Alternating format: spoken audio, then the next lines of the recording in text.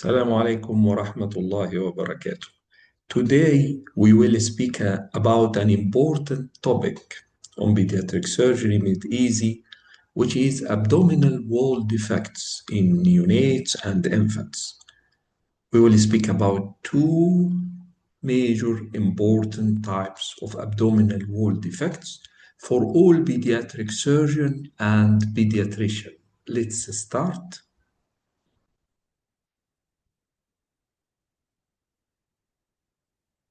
Congenital abdominal wall defects.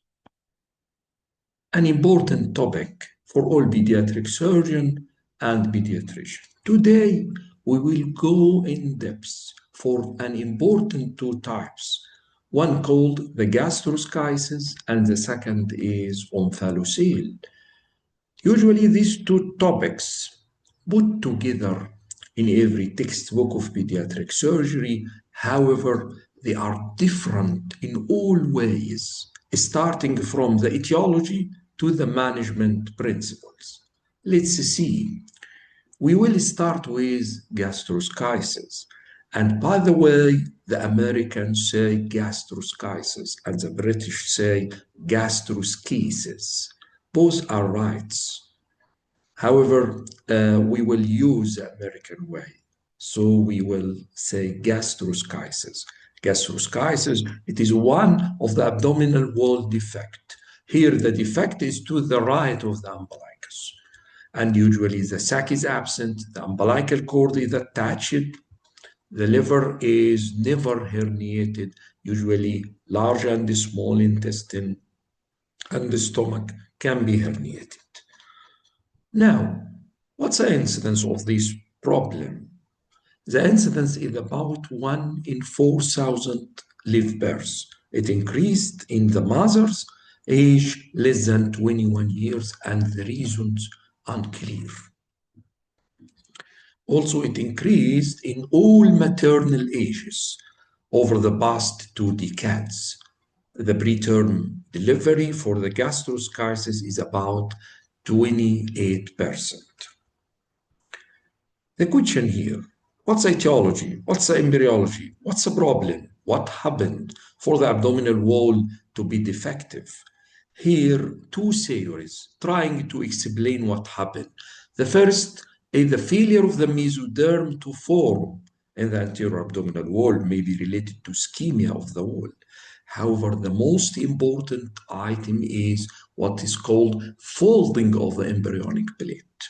During this folding, will be, as here in the pictures, will be two lateral abdominal wall folds. These two lateral abdominal wall folds or parts fuse together around the umbilicus. Here, there is maybe a defective in the fusion to the right side of the umbilicus. And this theory is called ventral body fold theory. It's failure of the migration of the lateral folds, mainly on the right sides of the umbilicus. And this is the most accepted theory. There are some agents involved in the etiology or the development of the gastroschisis. However, no specific cause identified to be responsible, like tobacco and alcohol consumption, certain environmental exposures, cyclooxygenase inhibitors, and decongestant use. How to diagnose prenatal? The prenatal diagnosis is usually sonographically at the 20 weeks gestation, often with an elevated level of the maternal serum alpha-fetoprotein, which is universally elevated in gastroschisis. The ultrasound diagnostic features may be bowel loops freely floating in the amniotic fluid, may be defective or defect in the abdominal wall to the right of the normal umbilical cord. Sometimes intrauterine growth retardation may be noted. So this is the ultrasonic features suggesting gastroschisis defect. There are predictors of an adverse or worse outcome. If these predictors present, the pediatric surgeon or the pediatrician could suspect that there will be a complex gastroschisis, like intra-abdominal bowel wall dilatation, like bowel wall thickening, like gastric dilatation, intrauterine growth retardation, polyhydramnios, liver herniation or urinary bladder herniation, and the changes in the bowel dilatation, increasing dilatation over times. Despite the extensive use of the ultrasound in diagnosis and the presence of these predictors, still prenatal ultrasound wouldn't able to differentiate fetuses at risk for complication, simple versus complex gastroschisis. And in the literature, there is a discrepancy still exists between center regarding which normal and which abnormal of these items. Is this dilatation normal or this is considered as abnormal one, so suspecting a complex gastroschisis?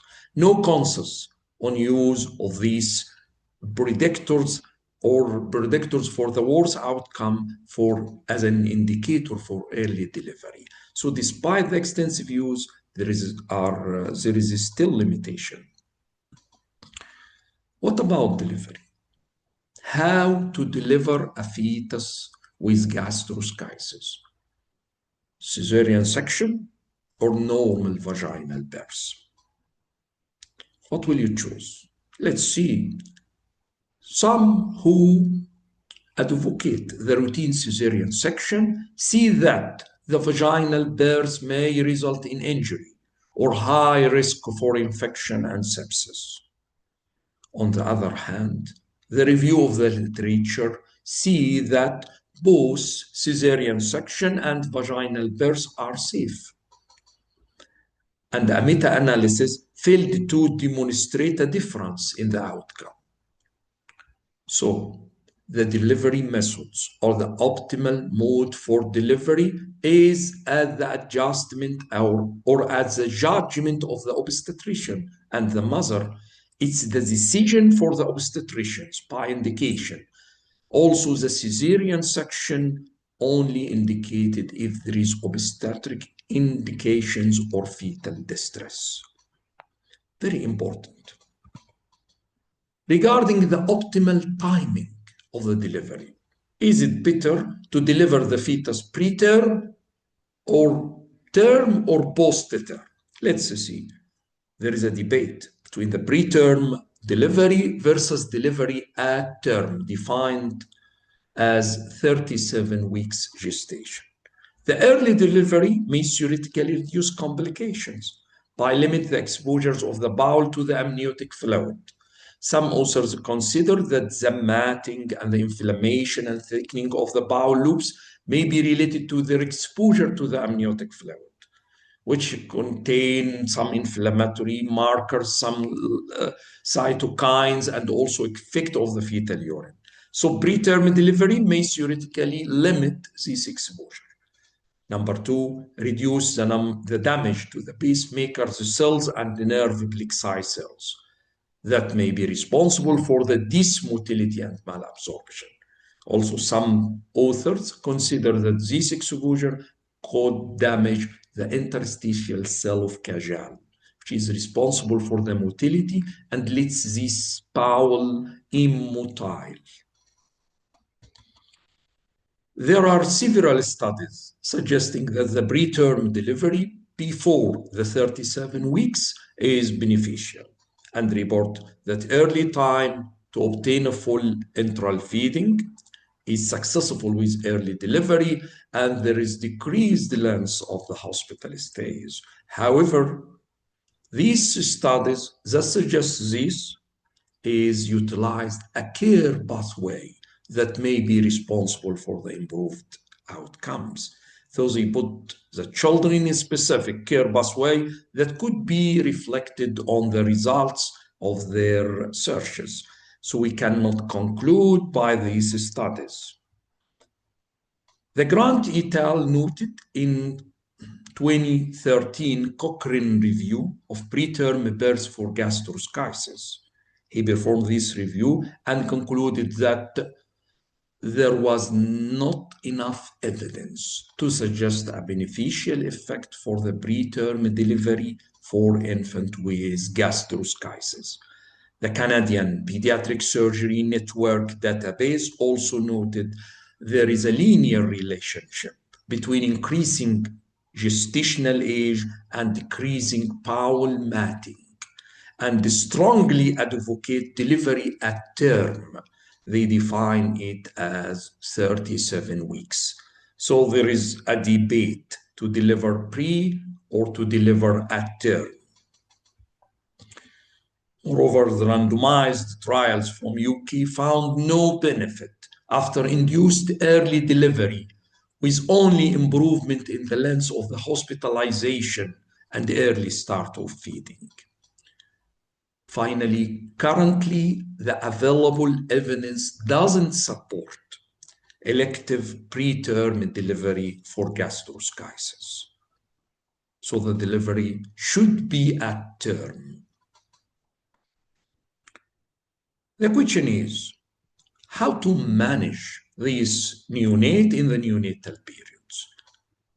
The management will be divided into major pillars. Number one, neonatal resuscitation, intravenous fluid resuscitation, because there will be a significant losses of fluids from the opened abdominal cavity and defective wall. However, the excess fluid may result in edema, may increase the time to closure, may lead to abdominal compartmental syndrome. So take care.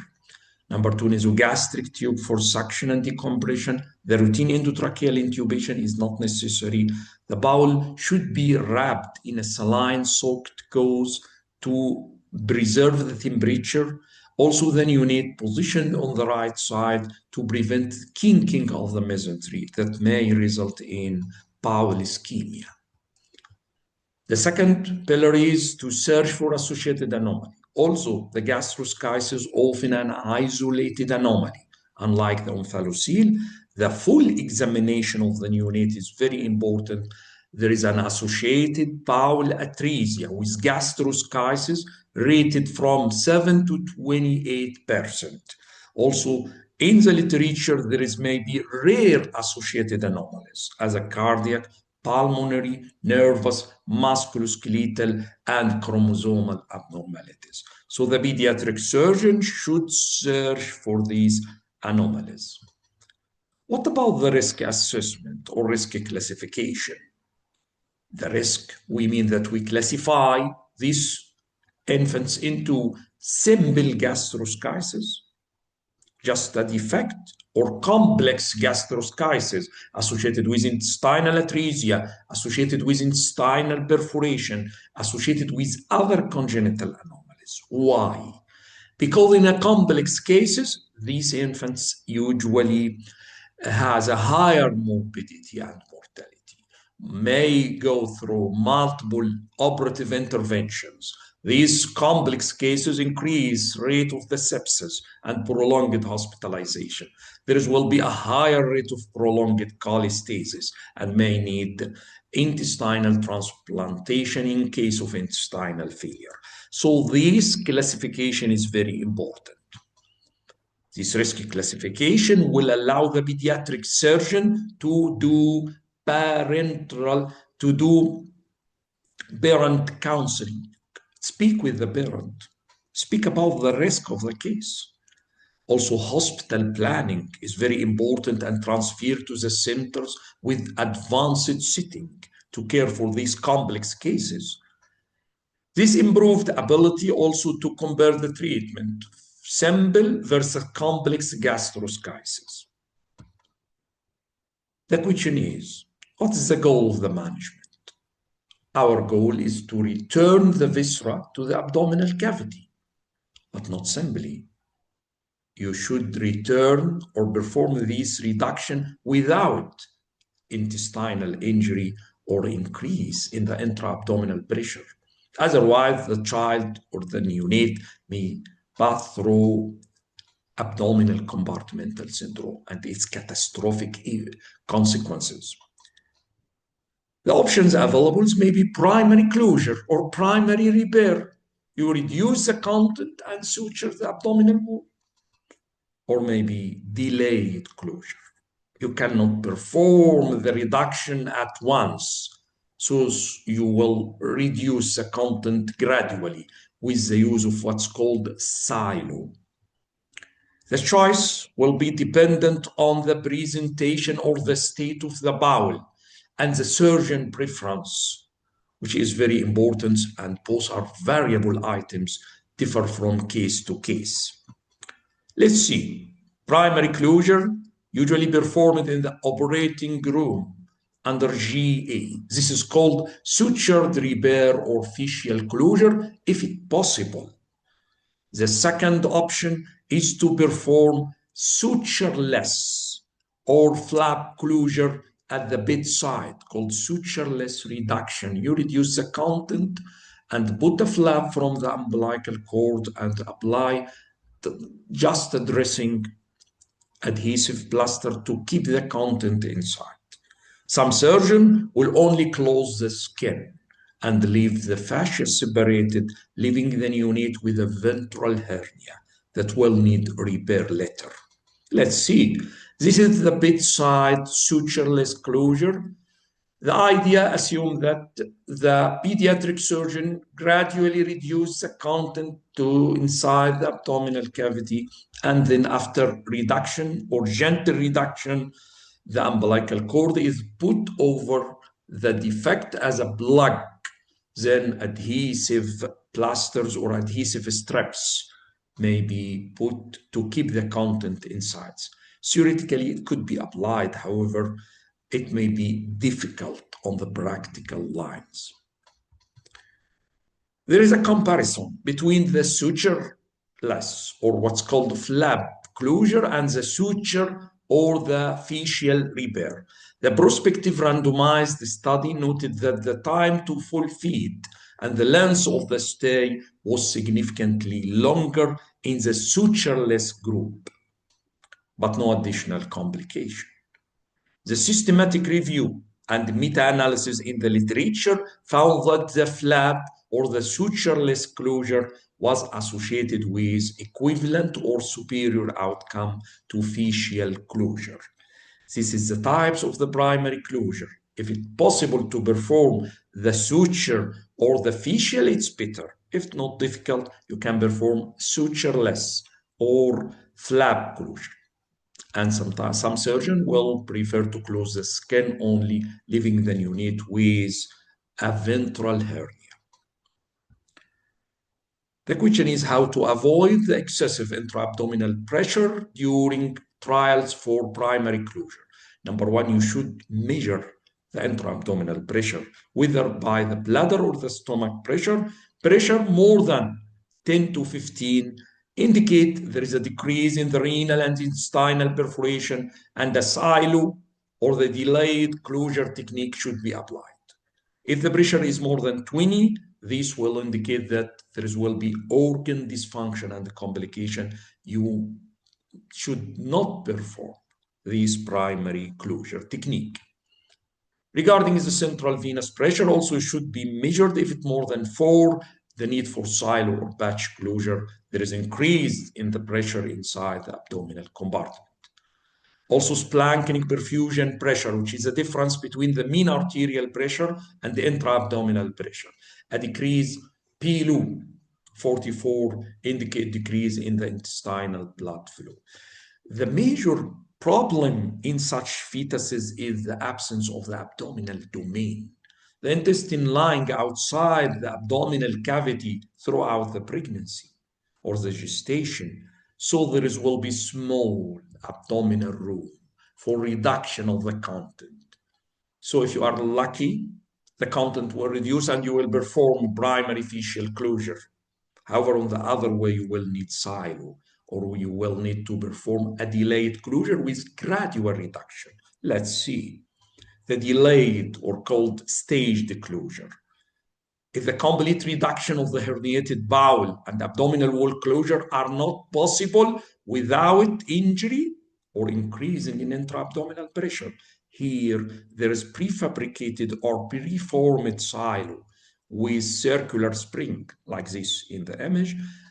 This applied to the bowel and put under the abdominal wall fascia, and then with gradual reductions, the bowel can be reduced daily by gradual shortening of the side. Process usually take between 1 and 14 days, with the majority between 5 and 6 days, provided there is no complication. So the close observation and serial examination is important to assess the bowel viability while in the silo, because in some cases the blood supply may be compromised inside the silo, as in this image. So it's still possible that the bowel can become ischemic in the silo. So the pediatric surgeon should observe the content inside the silo daily while reducing the silo or shortening the silo. The definitive closures after reduction of the content is like that of the primary. You may perform the sutured closures, facial closures, or perform skin closure only. The prospective trials also and systemic review suggest that the sutureless repair associated with a longer hospital stay. The ventral hernia rate reported to be 60 to 84% in the sutureless repair. The skin closure is very important for the patient and the parent. Maybe closed in the transverse directions, however, it may create keyhole appearance with horizontal scar. Maybe closed vertical closures, it will create a central umbilicus, or maybe closed in a purse string. So in such cases, the scar will be around the umbilical stump for improved cosmosis. Now the question is, primary versus staged closure. Which better of which? Primary to perform a primary or staged closures. The general rule, if the condition of the fetus allow to perform primary repair reduction is simple, without injury, without increase, it's better. However, there is a comparison between the two options of treatment. There are, in the literature, there are two reports noted a similar time to full enteral feeding between the two techniques. However, the primary closure was associated with high mean airway pressure, high oxygen requirement, and vasopressor requirement, and maybe decreased urine output. Also, there is a systemic review of more than 20 papers comparing the silo to the primary closure and noted the benefit to use a silo. However, on the other hand, other authors see that the trend to use a silo and that the silo become more preferred over the primary repair may lead to a more costly care pathway.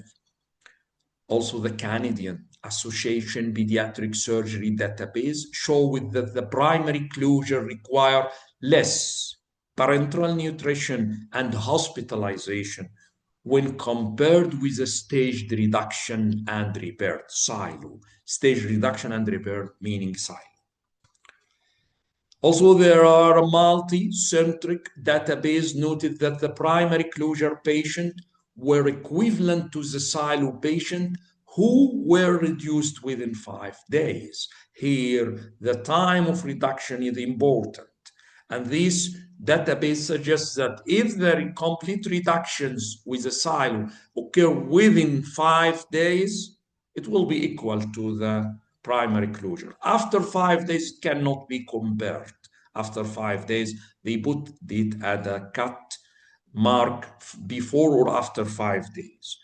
And finally, the current evidence available show that no significant difference in the outcome with either silo or primary closure of the patient with simple gastroschisis, not with complex gastroschisis, not with in the presence of atresia, in the presence of the perforation, in the presence of associated anomalies. So no significant difference when you use both techniques for simple of closure of simple gastroschisis. However, in a complex, the matter is different. Also, we stress on the indication if it is available to perform a primary closure without injury, without increase in intra-abdominal pressure. It may be better for initial start of feeding for less hospitalization. However, on the other hand, if there is no abdominal domain, it's short domain. If there is a problem related to the reduction, we cannot reduce the content without increasing intra-abdominal pressure. And for fear of the catastrophic abdominal compartmental syndrome, we will perform the staged reduction or silo reduction. Now, what about the associated intestinal atresia? Is it important? Yes. It reported up to 10%, maybe jejunal or ileal atresia.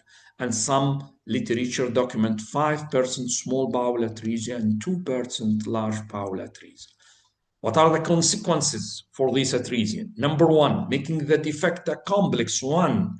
It will make the case as a complex gastroschisis. Also, it needs alteration in the management scenario. No primary repair, we can use staged, we may need multiple operation. In a complex defects, when atresia present, the fetuses or the infant may have a worse outcome. How to manage? How to manage associated atresia? You should divide the case into gastroschisis or abdominal wall defect plus atresia. You will deal with both conditions, depend on the state of the intestine, in the presence of extensive inflammatory peels and bowel matting. We said that these peels and matting cannot be explained. However, some authors claim that it may be from abnormal collagen deposition, from exposure to the amniotic fluid, exposures to the fetal urine, so the bowel will be edematous, fragile, matted with extensive inflammatory peel. In such cases, most surgeons will not perform a direct bowel anastomosis for atresia, and they will perform stoma, especially with the distal atresia, to allow for early feeding, because there is a fear for the integrity of the sutures. The sutures may rupture with presence of these inflammatory peels and bowel matting. Sometimes it's not possible to make the diagnosis of the atresia at the time of the closure, and the atresia diagnosed few weeks later, when there is no return of the bowel function, or with a contrast study. In these cases, the operations usually postponed for 3 to 4 weeks to allow the intestine to normalize. However, usually atresia diagnosed at the time of birth in a complex gastroschisis, and such cases most surgeons will perform primary stoma, avoid primary anastomosis in the presence of extensive inflammation. However, it is still performed by some surgeons. Perform primary anastomosis if the condition of the intestine allow for this anastomosis, and there is no extensive inflammatory peel, no extensive edema and matting of the bowel loop. So there is a controversy on the management of this issue, whether to perform an early stoma, preferred by some surgeon or most surgeon. Direct bowel anastomosis may be performed in the literatures. Sometimes, if it's not discovered, it can be delayed operation. There is what's called closing gastroschisis. What I mean by this? Imagine that there is a defect in the abdominal wall, and this defect gradually reduce and close intrauterine after the herniation of the intestine outside the abdomen. So these defect closures will press on the supplying blood supply, leading to vanishing bowel or leading to intestinal atresia. So the intestinal atresia should be differentiated from the vanishing bowel in the gastroschisis infant. Closing gastroschisis when the defect size decrease prior to delivery. The blood supply to the viscera may progressively diminish and can result in atresia. In extreme cases, the intestine outside the abdominal cavity completely disappear and result in congenital short bowel syndrome. Let's see here.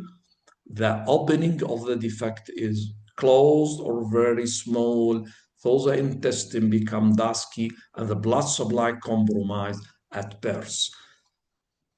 Unfortunately, no natal ultrasound finding that could diagnose this condition. However, the presence of the intra-abdominal bowel distension or dilation can help in deciding to deliver early in some patients. Although this is closing gastroschisis is a rare finding, it usually results in short bowel syndrome. So pediatric surgeon should be able to differentiate intestinal atresia associated with gastroschisis from closing gastroschisis with associated vanishing bowel.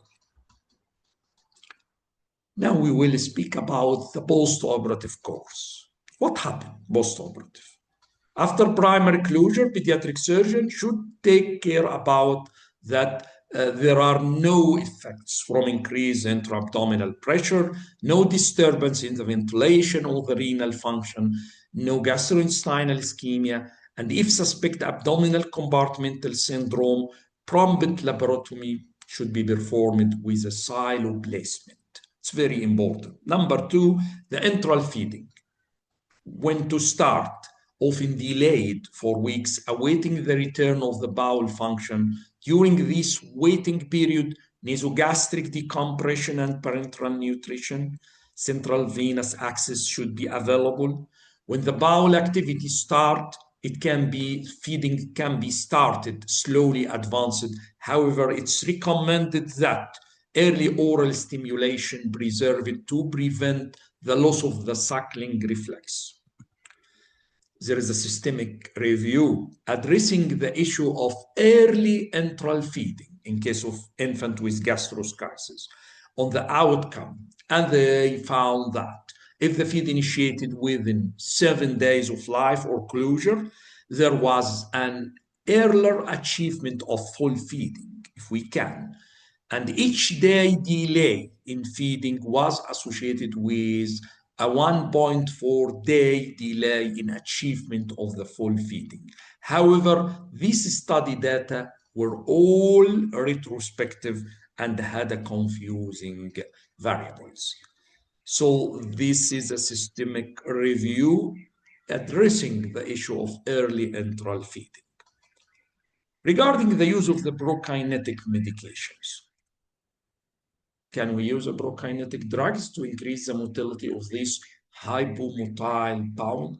In a rabbit model, cisapride improved the contractility of the intestine, whereas the erythromycin improved the motility in the adult control tissue.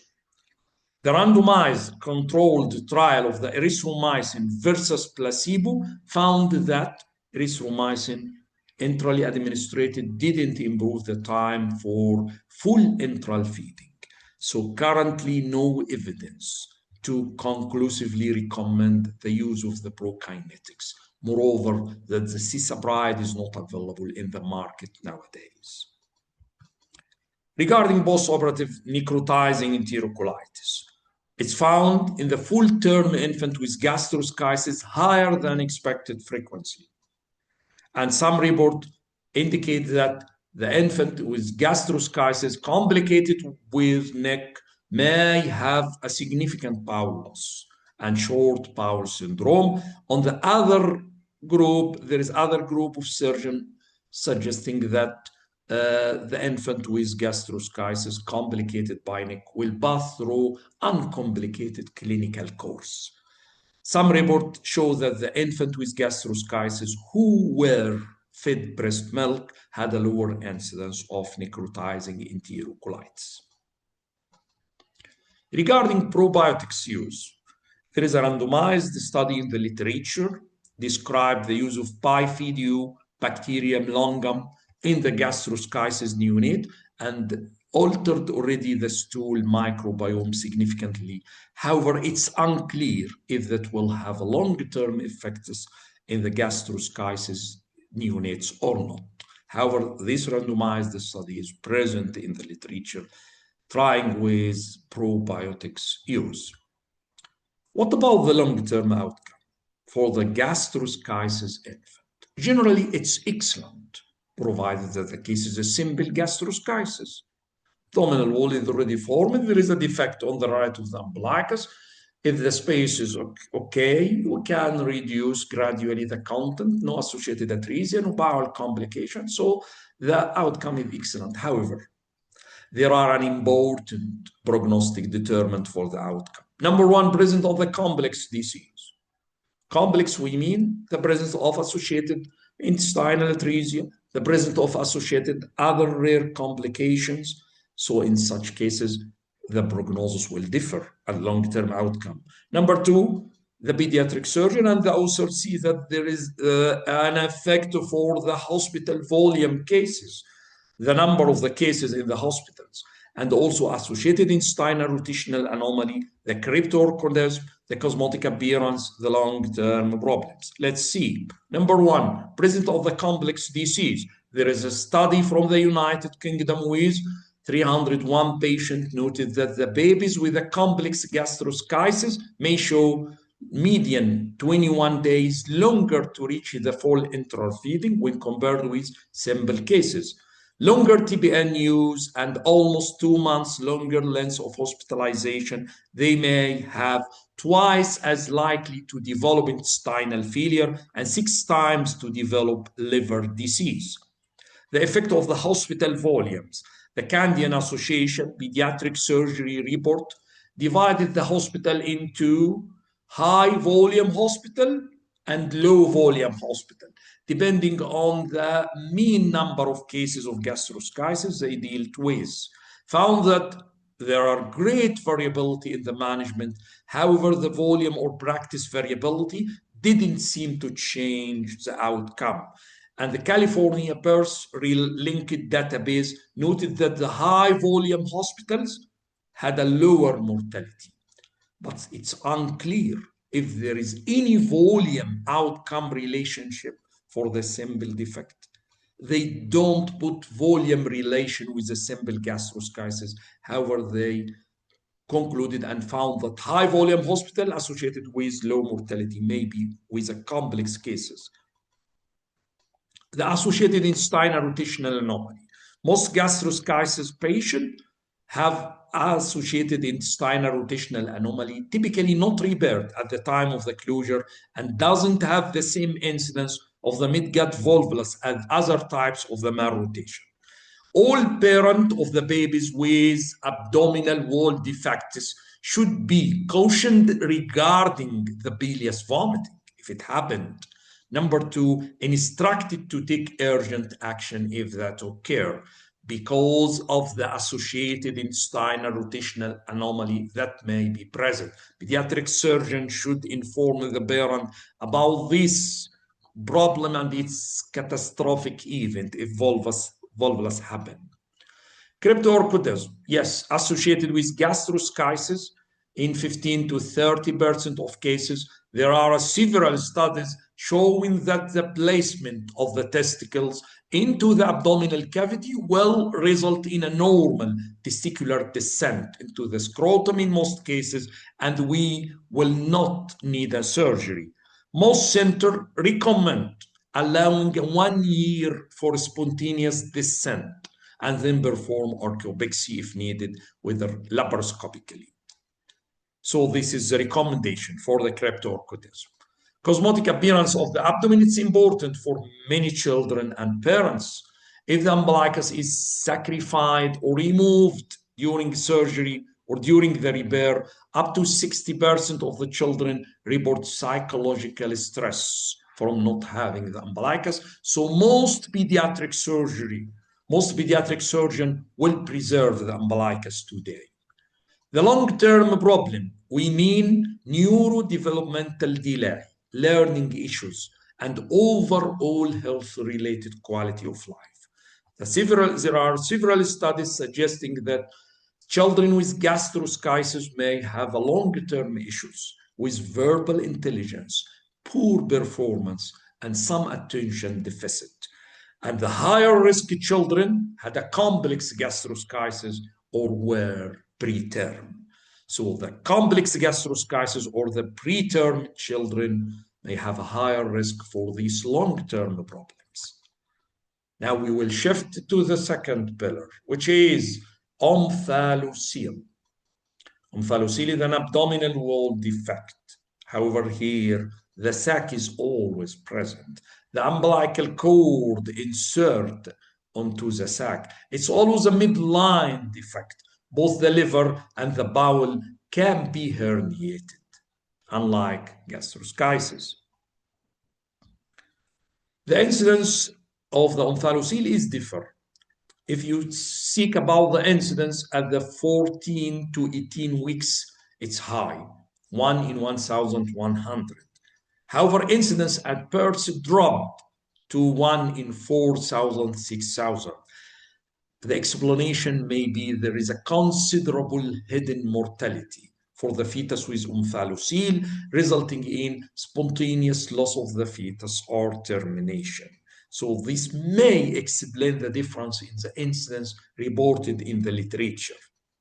Omphalocele is not failure in the body wall closure or migration as umbilical cord is attached to the sac.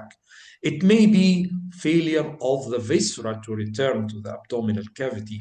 As we know, there is a physiological herniation of the viscera and there will be return. So there is maybe failure of the viscera to return that result in the what's called omphalocele. Unlike gastroschisis, take care here, omphalocele has a high incidence of associated defects, chromosomal abnormalities, trisomy with multiple types, syndromatic and non-syndromatic organic system anomalies, maybe bequeath Weiderman anomaly, or maybe pentalogy of Cantor. So take care here. The major problem with omphalocele is associated problems. What about the prenatal diagnosis? Elevation of the maternal serum alpha fetoprotein is also present. However, it's not common as in gastroschisis. The ultrasound evaluation can be diagnosed with two-dimensional ultrasound at 18 weeks. Early first trimester detection if the three-dimensional ultrasound is utilized and available for associated anomalies. It's very important for the ultrasound to seek for associated anomalies, ultrasound evaluation during pregnancy, because an isolated omphalocele has a survival rate over 90. But those with other defects, especially cardiac, CNS defects, are much less likely to survive. The ultrasound predictors of the adverse outcome, like what we said for gastroschisis, the prenatal finding of what is called giant omphalocele hasn't been accurate in predicting the postnatal outcome. So several investigators try to put ratios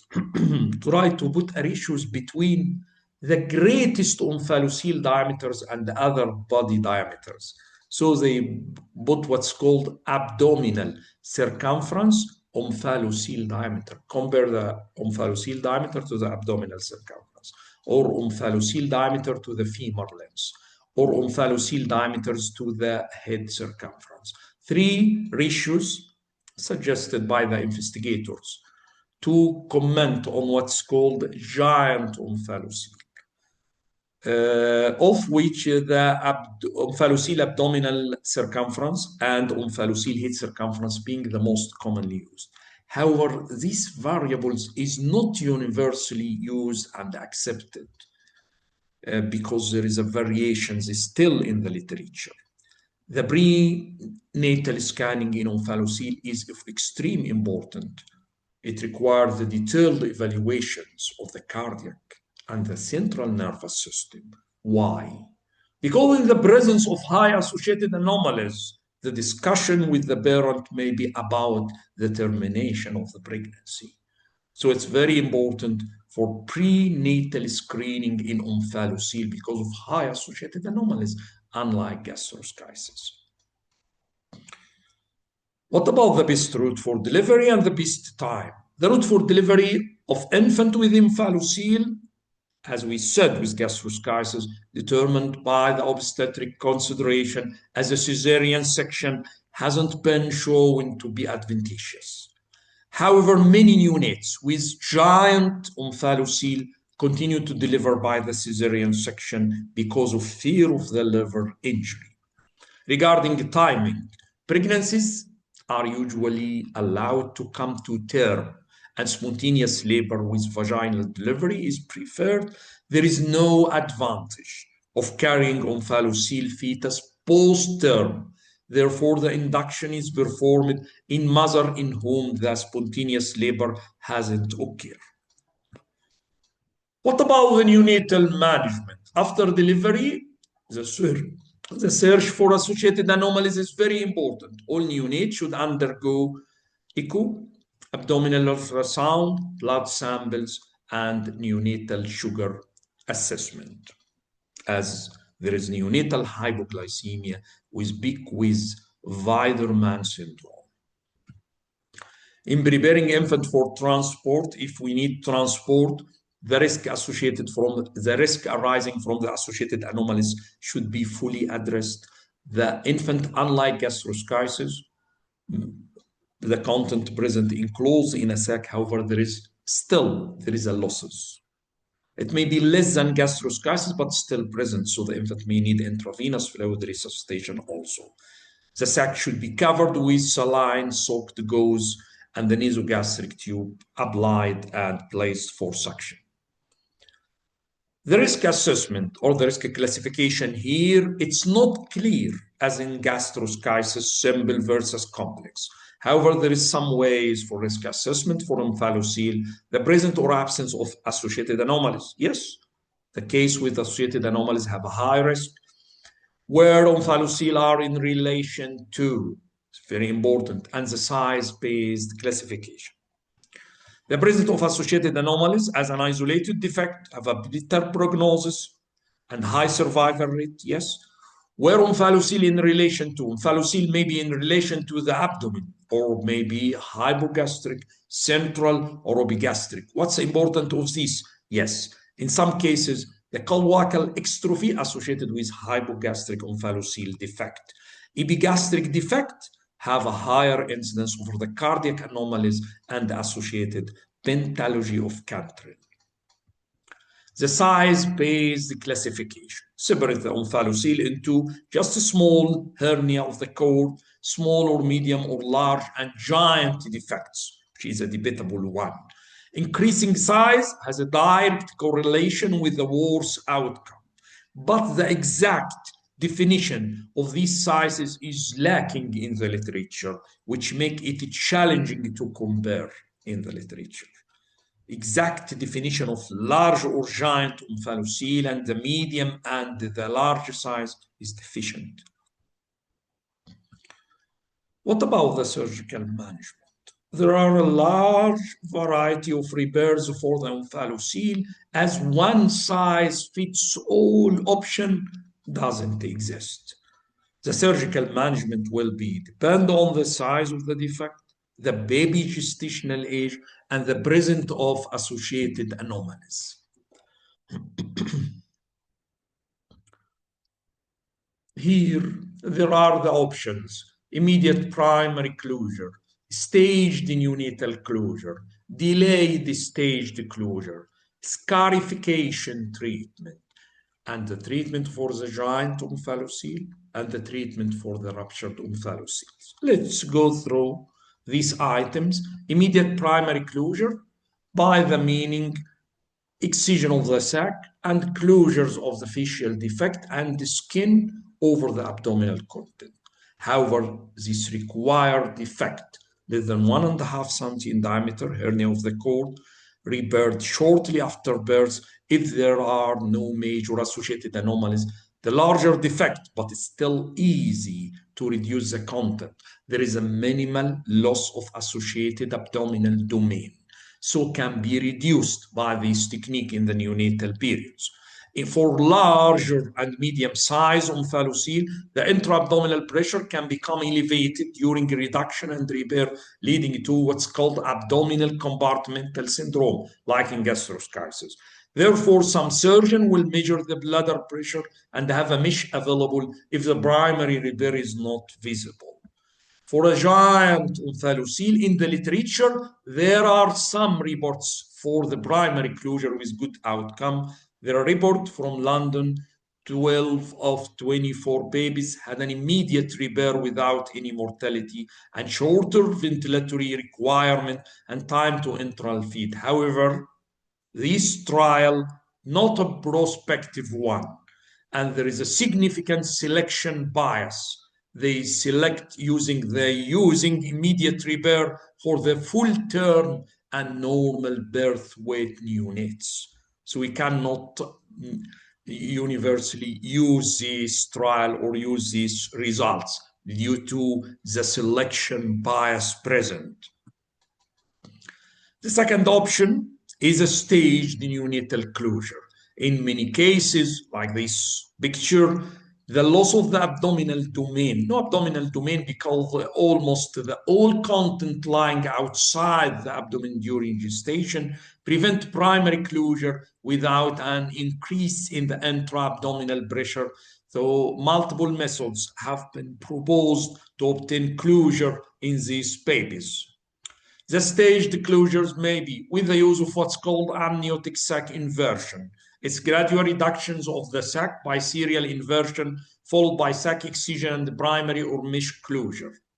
Maybe amniotic sac excision, sac replaced with a mesh to bridge the fascial defect and then closed over time followed by skin closure. And maybe a vacuum associated closure described. There are many different techniques, but no one method uniformly applicable or successful. The third option is delayed staged closures. Delayed staged closures, historically, the children with large omphalocele was managed with skin flaps that were mobilized to cover the exposed viscera, leading to large ventral hernia that could be closed later. However, after that, there is the descriptions of the celastic silo to allow staged reduction of the children with an omphalocele. The celastic silo methods, like here, when number one omphalocele sac is excised, celastic sheeting sutures to the abdominal or rectus fascia or full thickness abdominal wall, and there is a serial reduction of the silo twice or once daily until the definitive closure. If the fascial age cannot be approximated in a reasonable time, a prosthetic or mesh closure can be utilized. This is called celastic silo, should be differentiated from the preformed silo with a circular spring. Celastic silo is sutured manually to the fascial defect. And the one we speak about it in the gastroschisis is a prefabricated or preformed silo with a circular spring that pass under the fascial defect without suturing. We can see it here. In some authors experience the use of the preformed spring-loaded silo like this. This is a circular spring, usually unsuccessful in omphalocele, as the large size of the defect and the lack of the abdominal domain allows the silo to become easily displaced. And also it can be difficult to perform any reduction. So it's difficult to apply this type of silo. However, here for omphalocele, we will use the celastic one. What about the scarification treatment? It's a non-operative technique described the use of what's called issue-producing agent that allow an issue or crust to develop over the intact amniotic sac. This issue will epithelialize over the time, leaving a ventral hernia that will likely require later repair in life. Approach is employed when the defect is too large to allow primary repair. Then you need to have a significant associated cardiac or respiratory issue. Then you need with a large omphalocele. So any attempt at the initial repair may result in catastrophic abdominal compartment syndrome. And there is inability to provide skin coverage. In such cases, this technique is indicated. The initial report described the use of some issue-producing substance. However, although they were very effective, but associated with toxicity, as we see here. There is redness of the abdominal wall around the placement of issue-producing substance, most probably mercurochrome, so there will be a toxicity, so they will full in favor from use in the market. And there is subsequently report of number of substance, silver sulfadiazine, bovidown iodine solution, silver impregnated dressing, neomycin and polymyxin with less toxicity.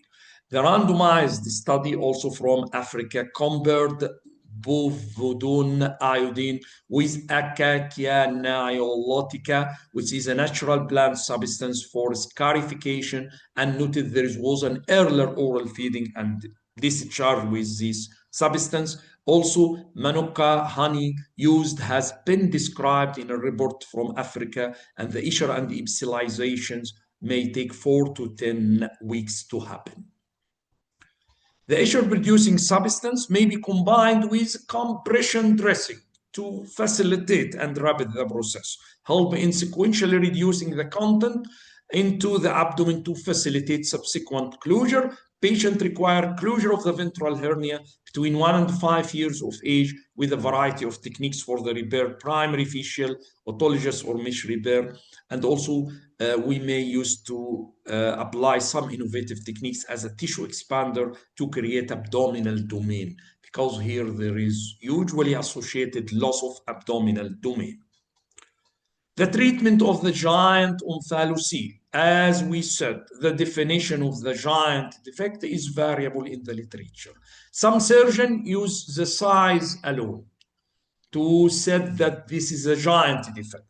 Some say that giant defect need presence of liver herniation, and other calculate the giant defect by the presence of the amount of the intestinal content inside, and other surgeons use a combination of the amount of the intestine as well as the size. So the lack of the accepted definition is a part of the reason for inability to arrive at the consensus for the management of this giant omphalocele. The definition itself is not clear. It depends on the size, it depends on the presence of the liver, amount of the intestine, or combination to set giant omphalocele. As we said before, there is a ratios by some investigators to the abdominal circumference to the head circumference.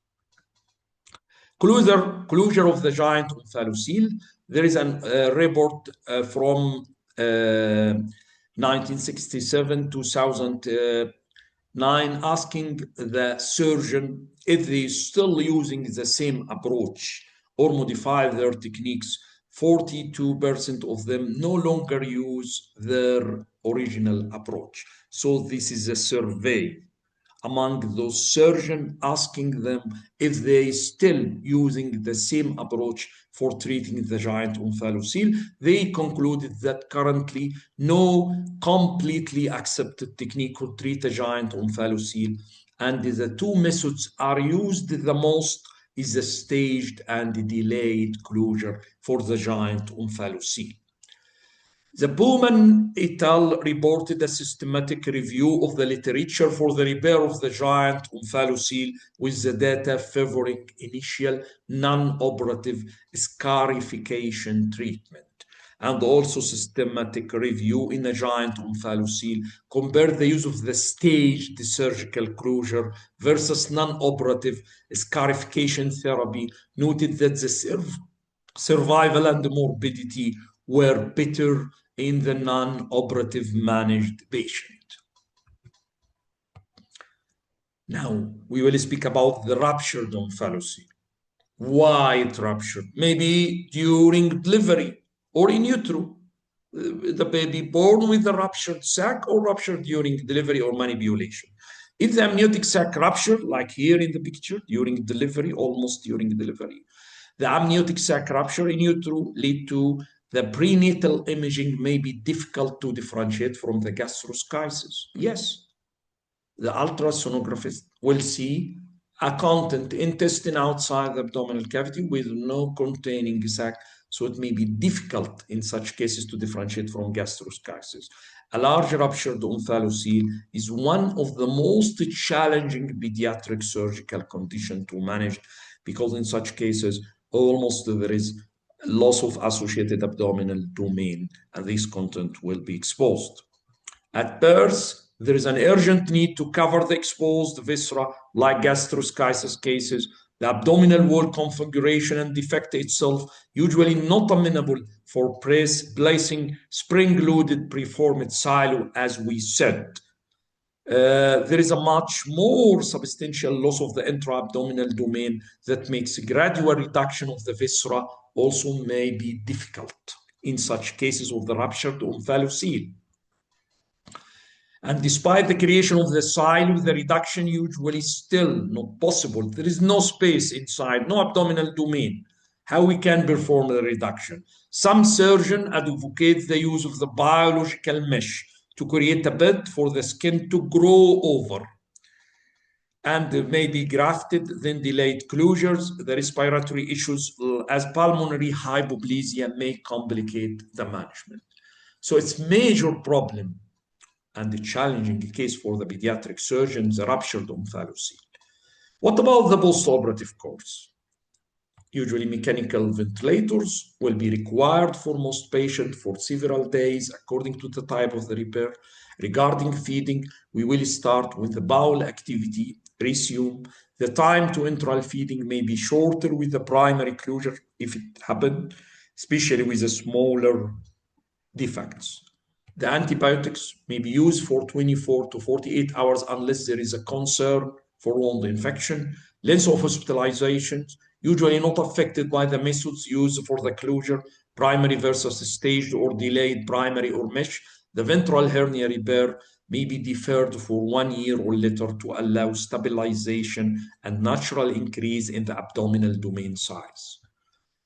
Complication of increased intra-abdominal pressure. In the review of literatures, authors reported 12% incidence of complication, including acute hepatic congestion requiring reoperation, renal failure requiring dialysis and bowel infarction, skin and facial dehiscence in up to 25% of the patient undergoing primary repair.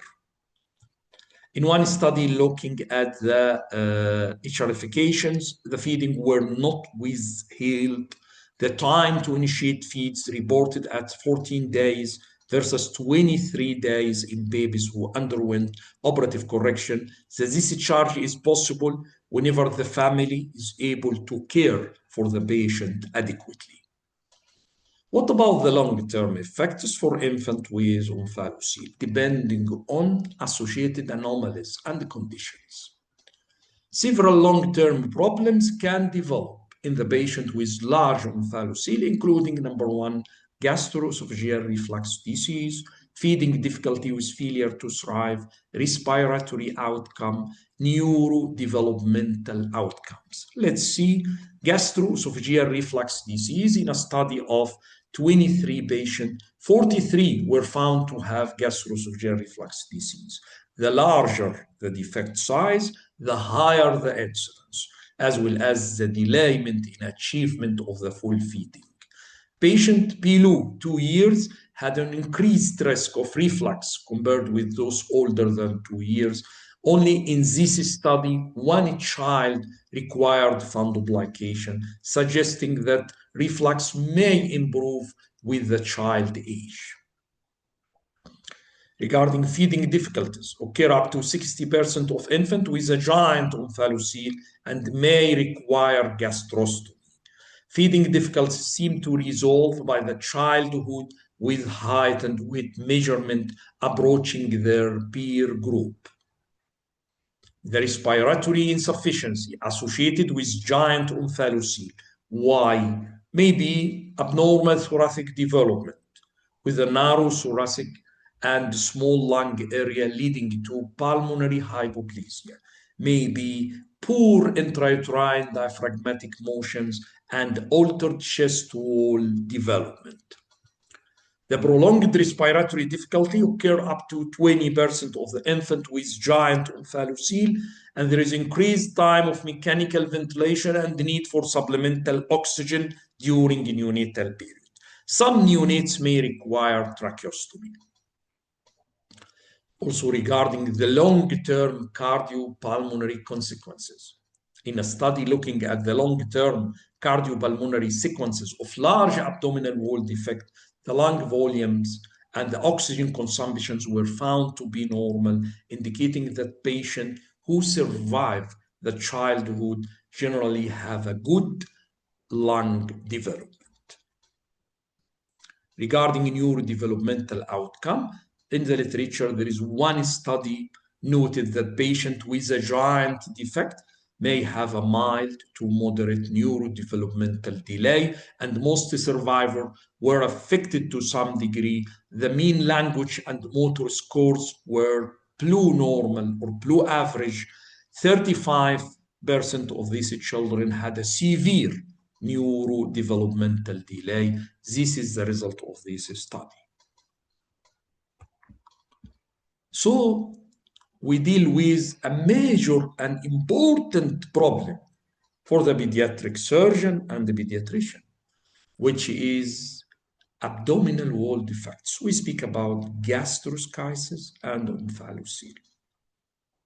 Although present together in every discussion or every book chapters, it's a different entities in all ways, starting from the etiology to the management principles. Gastroschisis is a defect in the abdominal wall to the right of the umbilicus. Maybe problem during folding or fusion of the lateral body folds. There is a defect. Maybe ischemia of the abdominal wall, failure of the mesoderm. The content will pass outside, no sac, usually to the right of the umbilicus. No liver herniation. Small or large bowel or stomach can be herniated. No associated anomalies, usually an isolated defect. However, there is maybe associated intestinal atresia and other anomaly rarely reported in the literature. Also, gastroschisis usually divided or classified into a simple defect or a complex defect. Simple and complex defect.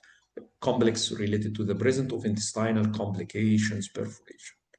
The treatment, we have two options: to perform primary reduction if the condition allow for this. There is abdominal cavity that accommodates the intestine without injury, without increased intra-abdominal pressure. Or we may use the prefabricated or preformed silo with a circular spring that applied below the fascia.